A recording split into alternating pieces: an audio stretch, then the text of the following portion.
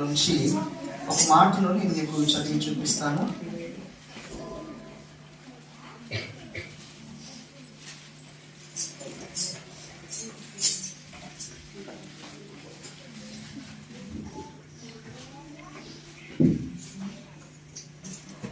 లూకా సువార్త 2వ అధ్యాయంలో ఒక సందర్భము కలిగి ఉంటుంది. అది ఎక్కడున్నదని చెప్తా ఉన్నాను.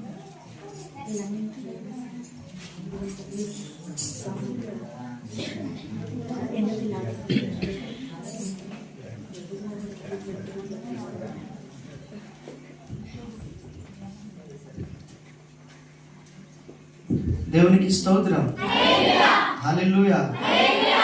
లూకా సువార్త ఒకవేళ అది 2వ అధ్యాయంలో నుంచి 1 నుంచి 12 వచనాల మధ్యలో ఒక సందర్భము నేను చదివాను. ఈ మధ్యలో దాన్ని ఎక్కడో పడేశాను.